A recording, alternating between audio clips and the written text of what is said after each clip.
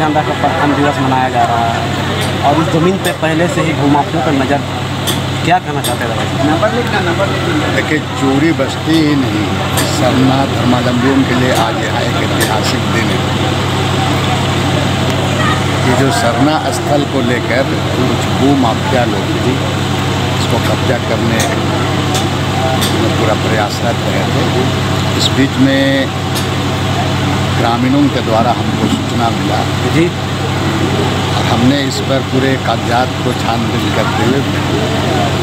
भू राजस्व विभाग को हमने लिखा। पूरी चीज़ों को, सारे दस्तावेज को जांच पड़ताल करने के बाद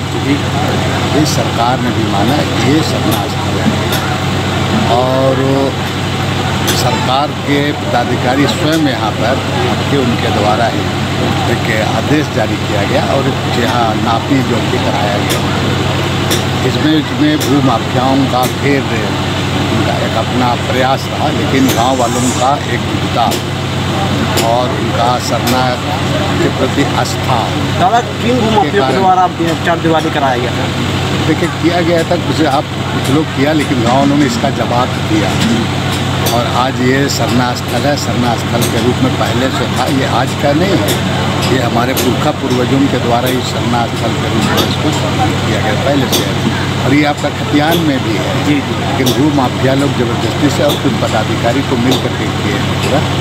ऐसे पदाधिकारियों को हम कार्रवाई करने के लिए भी लिखे हुए हैं और आने वाले दिन में ये सब मामला फिर अभी चल रहा है, सदन चल रहा है, ये सदन में मामला आएगा। यहाँ के लोगों का एकजुटता, इसी तरह से पूरे जितने भी विशेषकर राजधानी के आसपास के तमाम मौजा के लोग, मैं आग्रह करूँगा, निवेदन करूँगा कि जितने भी उनका जो सरना स्थल है, चाहे धार्मिक स्थल है, वो स्थल पर वो निगाह रखें और जिस तरह का इस तरह का अगर कुछ गलत लोग करते हैं भूमाफियाओं के द्वारा, तो उसका सूचना निकटतम आपका प्रशासन को उसको दें। और हम सरकार से भी कह रहे हैं कि भाई जितने भी हमारे जो धार्मिक स्थल है,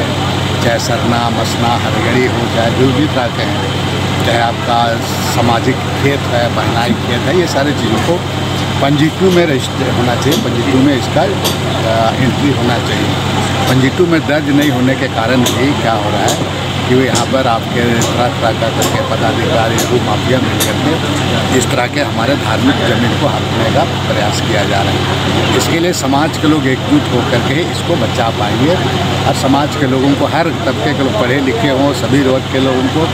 इसमें सामने आकर के इसके लिए खड़ा होना होगा और आवाज़ को बुलंद करना होगा और एकजुट होकर के अपने चीज़ों को काम करना है ताकि अपना धर्म को भी बचाया जा सकता है और अपना जो पूर्वजों के द्वारा जो हमारा धार्मिक जमीन है, जो पूजा स्थल है, इसको भी हम बचा सकते हैं। Thank you.